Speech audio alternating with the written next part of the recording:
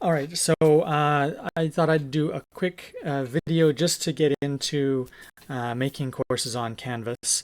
I have to set up a course for the winter, and so I thought rather than just doing it in on my own, I will do it in a video so that you can see how that works. So this is a course that I haven't taught before, and that I'm already on the book, so it's waiting to get me I've got a space reserved and I've got to fill that space. Normally, I would ask, or in the past, I would have asked eClass, asked for an eClass section to fill that. Now I'm asking for a Canvas section. You don't, although right up until fall 2025, you can do either. You can do both, but you don't have to do both, right? This fall, I'm teaching a course in Canvas. I just have a Canvas site. I do not have an eClass site. Same for the winter and going forward. So here I have my Canvas dashboard. So you can find that by going to canvas.ualberta.ca or any of the links. They're all over the place. You have your dashboard has published courses. So I have 4 of them here. The one that I'm teaching on Canvas this semester, I have the department, linguistics department Canvas course I've shared with everyone. I have a 101 template for demoing stuff and some other demo stuff. And then I have a bunch of unpublished courses. All of these unpublished courses are part of the eClass content migration, which you see in the titles there.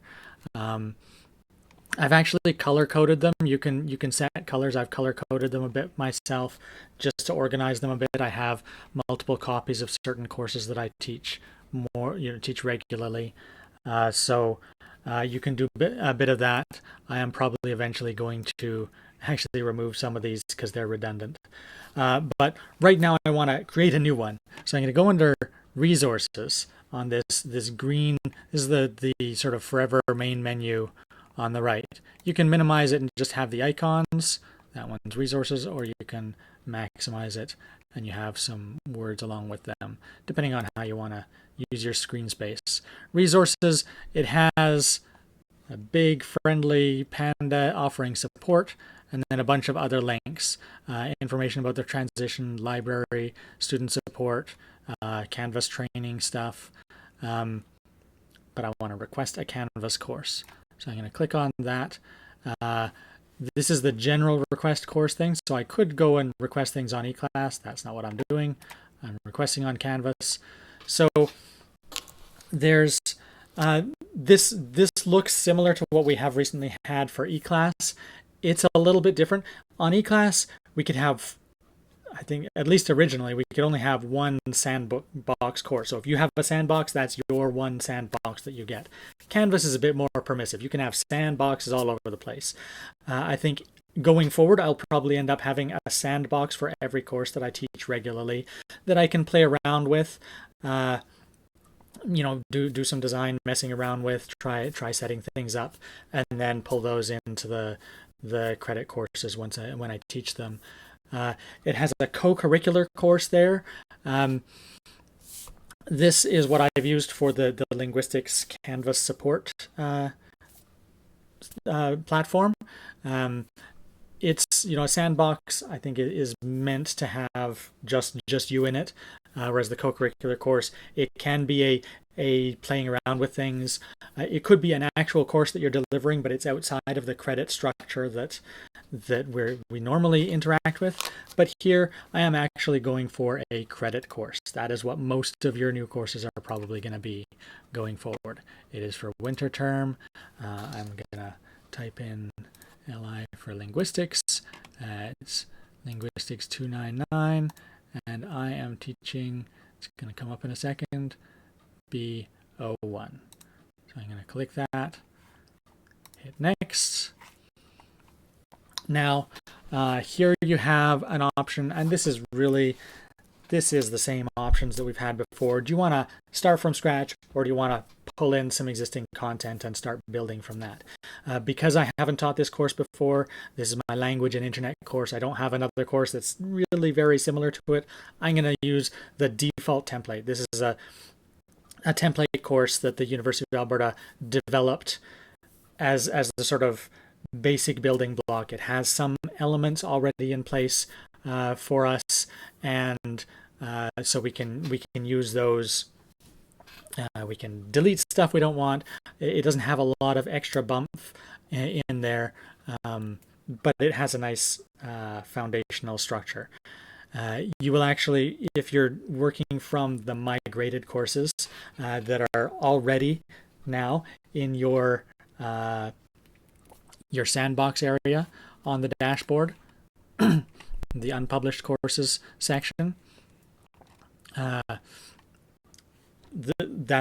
those migrated courses from eClass have all the content that it could migrate from eClass, and it has some of the basic template material for Canvas that's kind of new, and so they thought maybe you'll like this. If you don't like it, bin it. It's really easy to bin. We'll go over that elsewhere on this site. But yeah, so where was I? Here we go. So I want the default template. I'm going to hit go. Just me.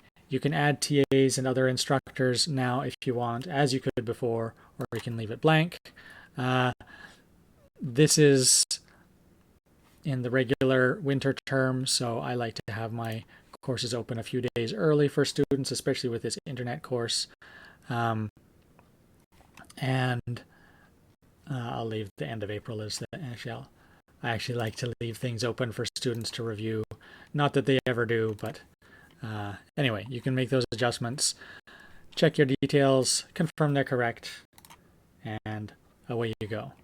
And it actually does, they promise, it says it'll appear automatically in Canvas when it's ready to access, typically within 10 minutes. And that's actually pretty accurate. I found that it's pretty quick. There's some uncertainty about how slow things are going to get when there's higher volumes, which we won't expect until probably August 2025. My strong recommendation would be not to wait till the end of August to set up your Canvas course, because that's not going to leave you a lot of time to cover any bases that you don't know yet. But also there may be some volume issues there. And it's going to be a lot of people who don't know what they're doing, who've put it off to the last minute. So all the support people are likely to be swamped as well. So my strong recommendation is to get your courses, even if you're not starting teaching with Canvas until September 2025, get those courses lined up ahead of time. Build them in a sandbox. Once it's available to actually set up the credit course, as soon as you can, then do that. You still have time to modify and edit it before the students can see it. But yeah, that's it for this video. It's gone longer than it needed to, but you know, the main thing that you need to know here, you need to remember, is from your dashboard, the main landing place that you have when you go to Canvas, you go to that resources icon, whether it's got the label or not, resources, request a Canvas course. There you go. Okay, that's all for this video. There will be more. See you around.